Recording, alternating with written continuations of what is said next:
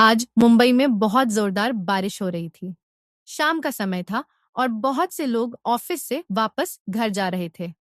अचानक आ रही बारिश की वजह से सब यहाँ वहाँ सहारा ढूंढने के लिए खुद को बारिश से बचाने की जगह ढूंढ रहे थे। आसपास छोटे छोटे स्टॉल लगाकर काम गुजारा करने वाले लोग जल्दी जल्दी अपना सामान समेटकर वहां से जा रहे थे।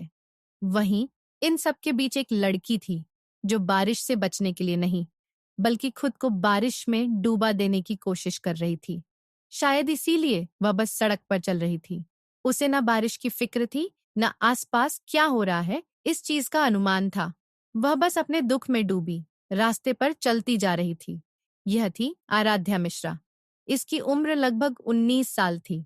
दुबली पतली कमजोर दिखने वाली यह लड़की पर दिखने में काफी ज्यादा खूबसूरत थी। गोरा रंग, लंबे घने काले बाल जो बारिश की वजह से उसके चेहरे और कंधे से चिपके हुए थे।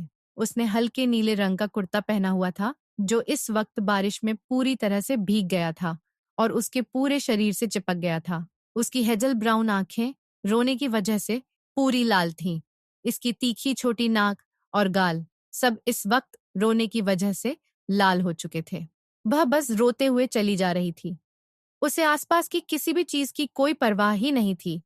वह बस बेख्याली में चलते हुए जा रही थी। उसके कानों में बार बार बस एक ही आवाज गूंज रही थी, मिस मिश्रा, अगले 2 दिनों में 50 लाख रुपए जमा नहीं हुई तो हम ऑपरेशन नहीं कर पाएंगे, और अगर ऑपरेशन नहीं हुआ तो आपके भाई का बचना नामुमकिन होगा। यह याद आते ही उसके कदम लड़खड़ाने लगे और उसकी आंखों के सामने अपने छोटे भाई का चेहरा घूमता रहा।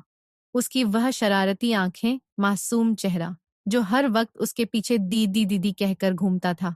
आज वह अस्पताल के एक बेड पर किसी बेजान शरीर की तरह पड़ा हुआ था। वह उसका इकलौता परिवार था, पर वह उसे बता नहीं पा रही थी। आज उसका दिल पूरी तरह से टूट गया था। माँ बाप पहले ही छोड़कर जा चुके थे।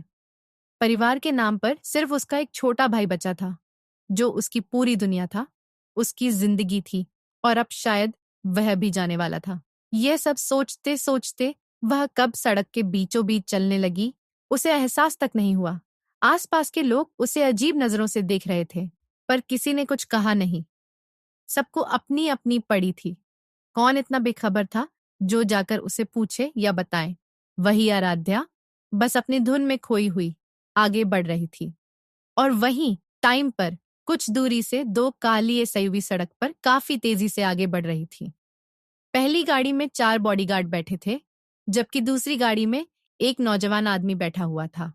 उसने फॉर्मल कपड़े पहने हुए थे और वह लगातार अपने लैपटॉप पर कुछ काम कर रहा था। वह अभी बहुत बड़ी बिजनेस मीटिंग से लौट रहा था। गाड़ी के अंदर बहुत शांत माहौल था। उसका गाड़ी चला रहा ड्राइवर बहुत सावधानी से गाड़ी चला रहा था, पर स्पीड थोड़ी ज्यादा थी। तभी अचानक उसे ड्राइवर की आवाज सुनाई दी, सर। और जब उसने सामने देखा तो उसका चेहरा सफेद पड़ गया। सड़क के बीचों बीच एक लड़की चल रही थी जिसके साथ लगभग उनकी बहुत बड़ी टक्कर हो जाती।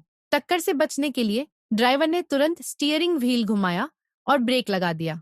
गाड़ी उसे लड़की से टकराने से बच गई, लेकिन गाड़ी का एक साइड का हिस्सा उसके कंधे से जा टकराया। अचानक इस टक्कर से आराध्या खुद को संभाल नहीं पाई और थोड़ा अपना बैलेंस बिगड़कर सड़क के किनारे लगे पत्थर से जाकर टकरा गई। उसके सिर को बहुत बड़ी चोट आई, खून निकलने लगा और अगले ही पल उसकी आंखों के सामने अंधेरा छा गया। कुछ चंद मिनट में हुए इस हादसे के बाद आसपास का पूरा माहौल शांत हो गया। तभी ड्राइवर, जो इन सब सिचुएशन से कैसे डील करे इस सोच रहा था, अचानक गाड़ी से बाहर आता है और उसे चेक करता है। उसे समझ आता है कि यह लड़की सिर्फ बेहोश हुई है और इसके सिर पर चोट आई है। इसलिए वह वापस जल्दी से गाड़ी के पास आकर विंडो पर लॉक करता है।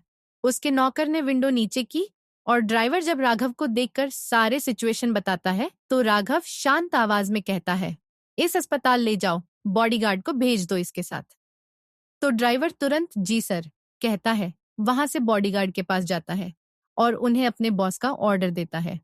उसकी बात सुनकर बॉडीगार्ड भी बिना ज्यादा देर किए जल्दी से गाड़ी के बाहर आते हैं और उसे लेकर सिद्ध हॉस्पिटल की तरफ गाड़ी मोड़ देते हैं। गाड़ी के अंदर बेहोश पड़ी आराध्या को इस बात का अंदाजा ही नहीं था कि उसकी जिंदगी अब बदलने वाली थी। अगली सुबह खिड़की से आई सूरज की रोशनी जब आराध्या के चेहरे पर पड़ती है तो धीरे धीरे उसकी नींद खुलती है। वह धीरे धीरे अपने पलकों को झुकाते हुए अपनी आंखें खोल देती है। आंखें खोलते ही उसकी आंखों के सामने सफेद छत दिखाई देती है। उसे आसपास दवाइयों की बहुत स्ट्रांग स्मेल महसूस होती है और मशीनों की आवाज उसके कानों में गूंज रही थी। अपने आसपास का नजारा देखकर वह एकदम हैरान हो जाती है और आसपास देखने लगती है। जब वह खुद को हॉस्पिटल रूम में पाती है तो उसे समझ नहीं आता कि वह यहाँ कैसे आई। वह खुद से सवाल करती है, मैं यहाँ कैसे आई? मुझे कुछ याद क्यों नहीं है? तभी कमरे का दरवाजा खुलता है और अंदर एक डॉक्टर अपनी दो नर्स के साथ दाखिल होता है। डॉक्टर को देखकर आराध्या तुरंत डॉक्टर की तरफ देखती है। उसे होश में आया देखकर डॉक्टर कहता है, शुक्र है तुम्हें होश आ गया। इतना कहकर वह आगे बढ़कर उसे दोबारा अच्छे से चेक करने लगते हैं।